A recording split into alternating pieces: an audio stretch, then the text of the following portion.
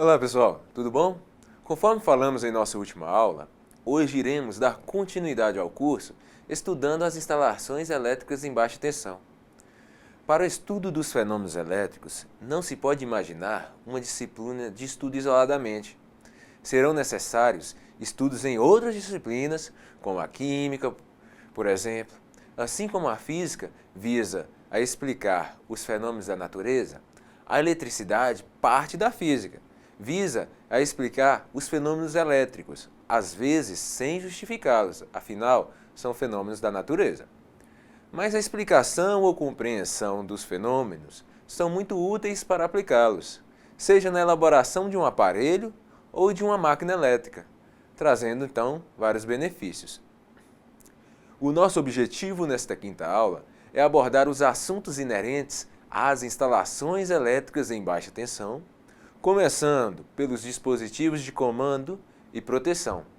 É muito importante entender os conceitos que falaremos, para que projetistas e eletricistas tenham informações precisas e seguras no como fazer por ocasião da elaboração do projeto elétrico e também da execução de instalações elétricas em baixa tensão, sempre com a preocupação de obedecer às normas a que estão sendo subordinados, no nosso caso, a NBR 5410 de 2004. Mas do que a NBR 5410, tanto falada até então, realmente trata? Esta norma estabelece as condições a que devem satisfazer as instalações elétricas de baixa tensão, a fim de garantir a segurança de pessoas e animais, o funcionamento adequado da instalação e a conservação dos bens. Aplica-se principalmente às instalações elétricas de edificações, qualquer que seja seu uso, residencial, comercial, público, industrial, de serviços agropecuários, hortigranjeiro, etc., incluindo as pré-fabricadas, e é aplicada ainda tanto para construção de redes novas quanto para reformas. Aplica-se também áreas descobertas das propriedades, externas às edificações, reboques de acampamento ou trailers, locais de acampamento, campings, marinas e instalações análogas, canteiros de obras, feiras, exposições e outras instalações. Então vamos começar o nosso estudo a partir das linhas elétricas. Vamos lá. As linhas elétricas estão divididas em aéreas aparentes, aéreas, embutida e subterrânea. A aérea, basicamente em linhas aéreas, são utilizados os componentes nus ou cobertos com isolação de propriedades anti-chamas, baixa emissão de fumaça e gases tóxicos, sendo apoiados e fixados diretamente sobre isoladores específicos para cada situação. Devemos adotar medidas de segurança entre a distância desses condutores contra qualquer vegetação, solo ou construções, além do trânsito de veículos próximos das redes. Evitar sempre que for possível a instalação de circuitos elétricos aéreos sobre lagos e rios. Construção debaixo de linhas aéreas não são permitidas.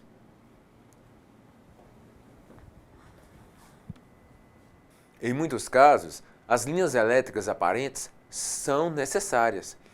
Trata-se de instalar os condutores isolados dentro de eletrodutos, canaletas ou eletrocalhas, isentos de emissão de fumaça ou gases tóxicos fixados externamente em paredes ou tetos. Já as linhas elétricas embutidas são aquelas onde são instalados eletrodutos embutidos em alvenaria para proteção dos circuitos. É importante ressaltar que os condutores jamais podem ser embutidos diretamente sem eletrodutos.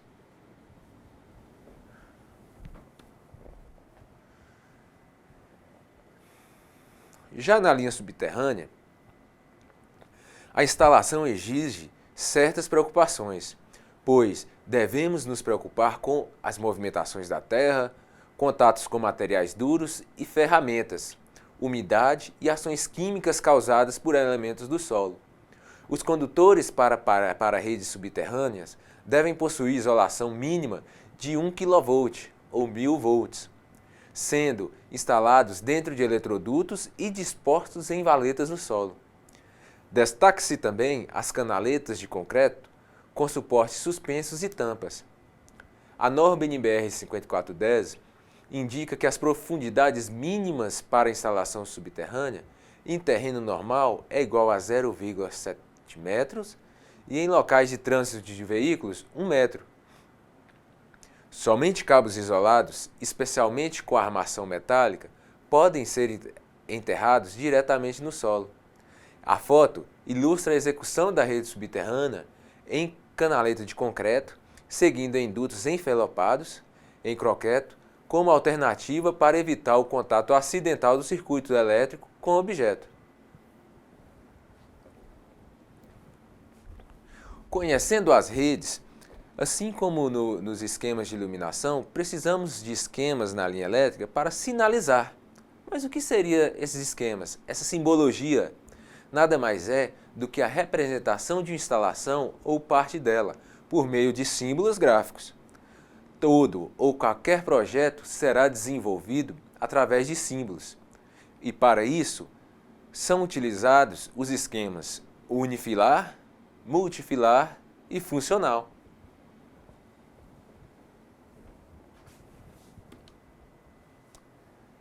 O esquema multifilar, igual mostra a figura, representa todo o sistema elétrico em seus detalhes, com todos os condutores. Nesta representação, cada traço é um fio, que será utilizado na ligação dos componentes. Sempre que for representado um símbolo, ele deve estar instalado em uma caixa de passagem, seja no teto ou na parede, e os condutores devem passar por dentro dos eletrodutos, os quais partem de um quadro de distribuição. Em um projeto, se a sua representação fosse feita na forma multifilar, cada condutor seria representado por um traço, saindo do quadro de distribuição e chegando ao seu destino. Como observamos na figura, seria impossível representar um projeto na forma multifilar, pois seriam tantos os traços que dificultariam a sua interpretação. Neste caso, para realizar um projeto com clareza e de maneira simplificada, utilizamos a forma unifilar. O esquema unifilar representa um sistema elétrico simplificado, que identifica o número de condutores e representa seus trajetos por um único traço. Geralmente, representa a posição física dos componentes da instalação.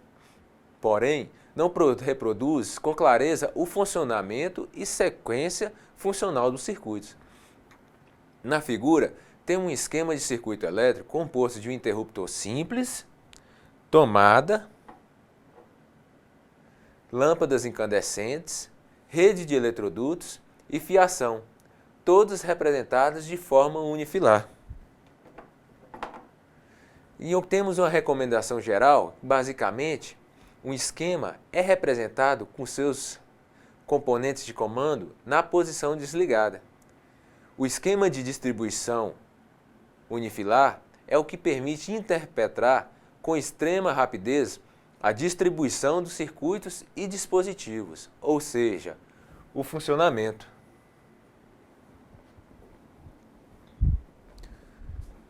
Para a execução de uma instalação, dois aspectos são fundamentais para o eletricista.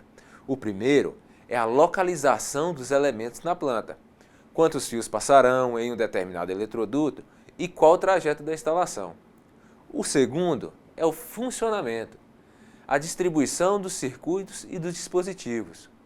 Como não é possível representar ao mesmo tempo esses dois aspectos num único esquema, sem prejudicar a clareza da interpretação de um deles, a posição física ou seu funcionamento, a instalação é representada por dois esquemas. O esquema unifilar de fiação e distribuição. Esta é a finalidade de utilização de tipos diferentes de esquemas. Conhecendo agora a forma de representação dos esquemas multifilares e unifilares, passaremos a abordar sobre os dispositivos de comando de iluminação e sinalização. Vejamos. Como instalar lâmpadas incandescentes com interruptor simples? Quando temos uma lâmpada comandada por um interruptor simples, ela é alimentada por uma tensão ou corrente contínua, que pode ser uma bateria, pilha ou outra fonte de tensão contínua qualquer. Como a transmissão de energia elétrica é feita em tensão ou corrente alternada, as instalações elétricas, sejam prediais, residenciais, comerciais ou industriais, recebem alimentação nessa modalidade de energia. O comando por interruptor simples é feito para comandar uma lâmpada ou mais por um único local ou ponto de comando.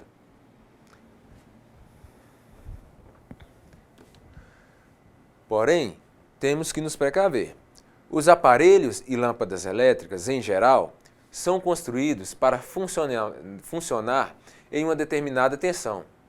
Verifique sempre a tensão de funcionamento dos aparelhos, das lâmpadas, antes de energizá-los. Caso contrário,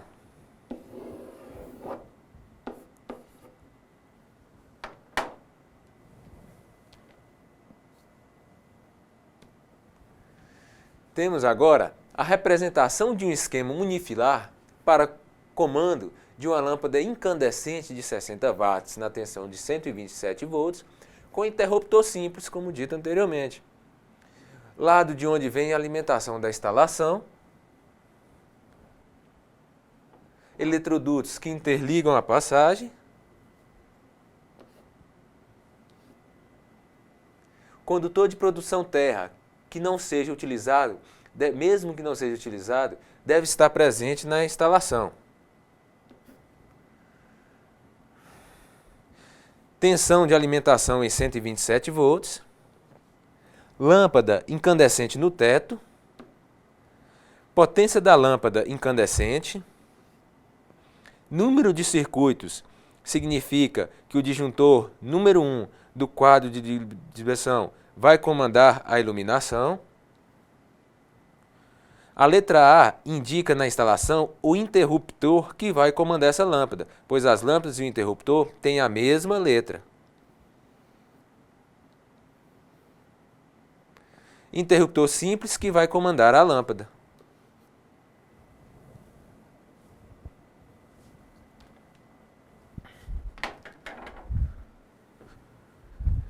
Vejamos agora sobre os interruptores paralelos. Os interruptores paralelos são usados quando desejamos comandar uma lâmpada ou grupo de lâmpadas por dois pontos diferentes, evitando caminhadas desnecessárias, proporcionando maior comodidade ao usuário.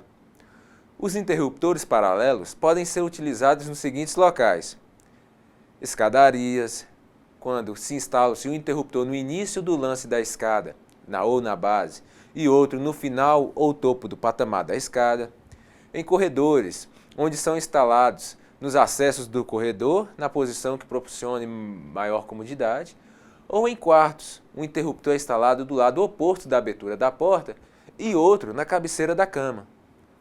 Podem também ser utilizados em outros locais, como por exemplo, sala, cozinha, copa e etc. Ou sempre que se deseja evitar retomar ao mesmo ponto para ligar ou desligar a lâmpada.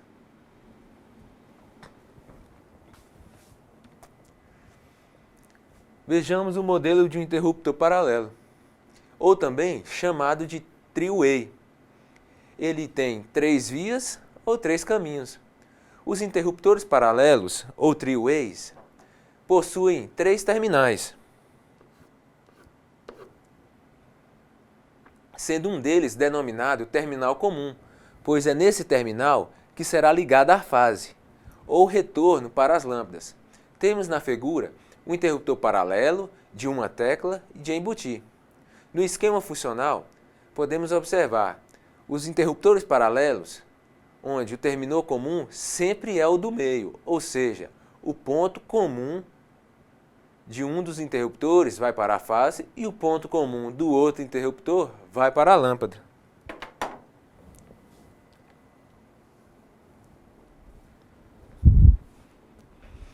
E por fim, temos o interruptor intermediário. Esse tipo de interruptor é utilizado quando desejamos comandar uma lâmpada ou grupo de lâmpadas por 3 ou mais pontos diferentes. São utilizados em escadas de vários andares, salões com vários acessos e corredor de acesso para vários quartos. Vejamos o exemplo.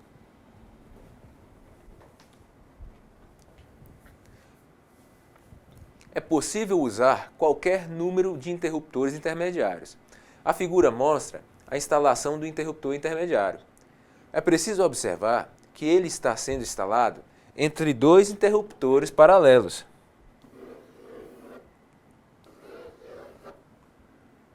Razão pela qual é denominado de interruptor intermediário ou four-way. O interruptor intermediário possui 4 terminais. Deve-se tomar o cuidado, quando da instalação do interruptor intermediário, para não confundir com o interruptor bipolar, pois os dois são similares visualmente.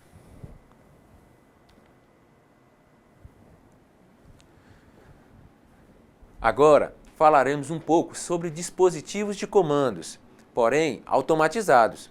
Começaremos pelos relés. Como sempre dizemos, o avanço da tecnologia, especialmente no que se refere à área de construção civil, vem possibilitando a realização de projetos com um padrão de sofisticação cada vez mais arrojado, seguro e com baixo custo. A utilização de relés de impulso, ou RI, é uma alternativa extremamente simples, eficiente e segura nas atividades relacionadas a instalações elétricas em geral, especialmente no comando de iluminação e outras cargas, e apresenta considerável redução de custo de material e principalmente mão de obra. O relé de impulso foi criado há quase 50 anos, também conhecido como relé step ou de passo, muito utilizado na Europa, especialmente na Itália. Tem o seu princípio de funcionamento no relé eletromagnético que, devido à sua simplicidade e economia, deveria fazer parte de todas as instalações elétricas.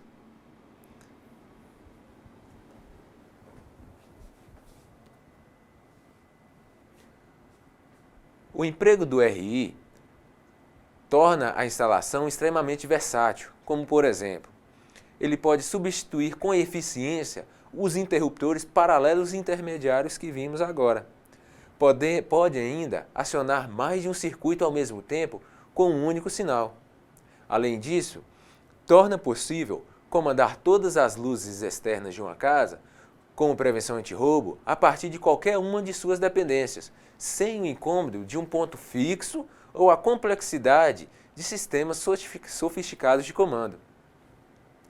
Possibilita ainda a redução de custos do material necessário para os condutores, uma vez que o comando se processa por meio de pulsadores, botões de campainha, com apenas 2 comandos. E ainda, sinais de saída são completamente isolados e independentes dos sinais de entrada. O relé de impulso RI, quando inscrito no circuito, tem a característica de alterar o seu estado ou posição dos seus contatos, aberto-fechado ou fechado-aberto, quando aplicada uma tensão nos bornes A1 e A2 da bobina, ou seja, enviando um pulso de tensão à bobina do relé, que permanece energizada somente enquanto durar o pulso. O efeito eletromagnético faz uma pequena alavanca acionar um carne, espécie de roda dentada, que abre e fecha os contatos. Ao término de cada pulso, esses contatos permanecem fechados ou abertos e a bobina desenergizada. O carne é uma peça mecânica trabalhada para receber uma programação, disponibilizando várias alternativas para aplicação, com diferentes sequências. Com o uso do RI, no lugar dos interruptores paralelos e intermediários, são instalados pulsadores, botões de campainha, em um número ilimitado o quanto for necessário, com a vantagem de utilizar só 2 condutores de apenas 0,5 mm. Para os interruptores paralelos, se utilizavam 3 condutores e para o intermediário, 4 condutores de 1,5 milímetros, o que é normatizado pela NBR 5410. No momento em que for acionado, qualquer pulsador fecha-se o circuito, acendem as luzes e ao acionar novamente o mesmo pulsador ou qualquer outro pulsador, abre-se o circuito e apaga-se as luzes. Com o RI, é possível comandar outras cargas, desde que seja observada a capacidade de corrente de seus contatos. E outro dispositivo de comando automático são os interruptores automáticos por presença, ou sensores de presença. O interruptor automático por presença é eletrônico e capta através de um sensor infravermelho a radiação de calor das pessoas, animais, automóveis, etc., que estejam nos limites perceptíveis do dispositivo. Possibilita o comando automático da iluminação de ambientes, onde não é necessário manter as lâmpadas acesas.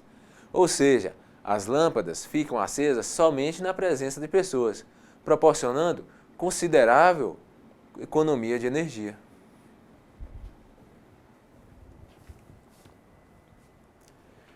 O interruptor automático por presença, dentre eles se destacam-se algumas aplicações.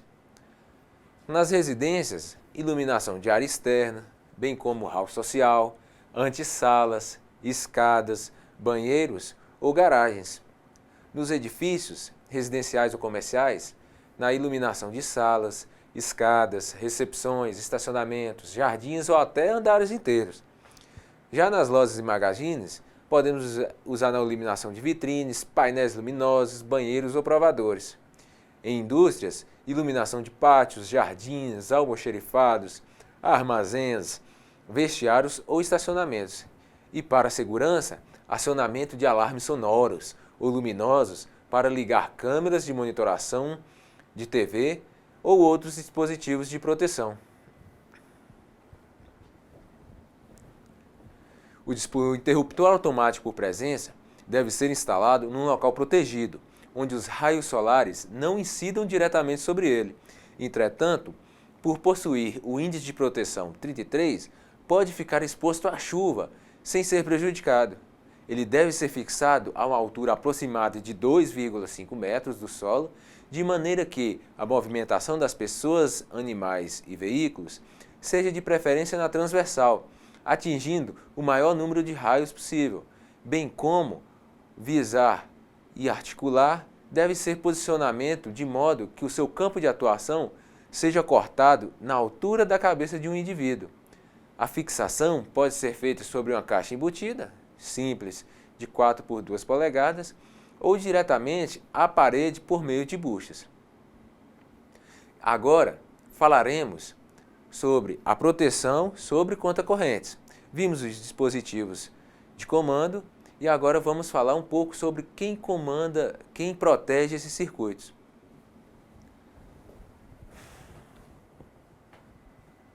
Proteção em instalações elétricas prediais.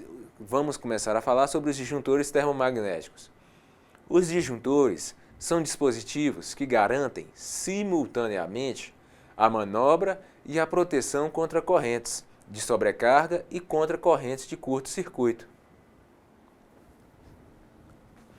Numa instalação elétrica, residencial, comercial ou industrial, o importante é garantir as condições ideais de funcionamento do sistema sob quaisquer condições de operação, protegendo os equipamentos e a rede elétrica de acidentes provocados por alteração de corrente. Em resumo, os disjuntores cumprem 3 funções básicas: abrir e fechar os circuitos, proteger a fiação ou mesmo os aparelhos contra sobrecargas por meio do seu dispositivo térmico, e terceiro, proteger a fiação contra curto-circuito por meio do dispositivo magnético. Tem ainda a vantagem de permitir o religamento sem necessidade de substituição de componentes. Caso o defeito na rede persistir no momento do religamento, o disjuntor desliga novamente. Ele não deve ser manobrado até que se elimine o problema do circuito. E por fim, temos ainda outro dispositivo contra a sobrecorrente, que é o chamado fusível. Dentre todos os dispositivos de proteção conhecidos, O fusível é o mais simples construtivamente, mas apesar disso, é importante observar que são elementos mais fracos, de seção reduzida, propositadamente intercalados no circuito para interrompê-lo sobre condições anormais. Proteção sobre contas correntes, com utilização de fusíveis. A corrente nominal deve ser aquela que o fusível suporta continuamente. A corrente de curto-circuito é a máxima que pode circular no circuito sem provocar danos à instalação e que deve ser desligada instantaneamente. A tensão nominal dimensiona a isolação do fusível. A resistência de contato depende do material e da pressão exercida. Já a resistência de contato entre a base e o fusível é a responsável por eventuais aquecimentos devido à resistência oferecida na passagem da corrente. A montagem deve ser feita em bases que evitem a substituição de um fusível por outro de grandeza inadequada. E temos que atentar ao seguinte: não se permite o uso de fusíveis consertados ou remendados, em virtude de não haver outro fusível de valor adequado para a substituição. Se o fusível estiver queimado, procure a causa. Então, pessoal, encerramos nosso estudo sobre dispositivos de comando e proteção. E em nossa próxima aula, iremos continuar a abordar outros conceitos das instalações elétricas em baixa tensão. Nesta aula, abordamos muitos assuntos. Discutimos sobre os tipos de linhas de energia elétrica e sobre os principais dispositivos de comando e proteção. Espero que tenham gostado da aula. Caso tenham ficado alguma dúvida, ou se vocês tiverem curiosidade sobre outras questões desse tema, peço por favor que se manifestem nos fóruns. Vocês também podem pesquisar sobre esses temas em livros ou na internet. Abraço a todos e até a próxima!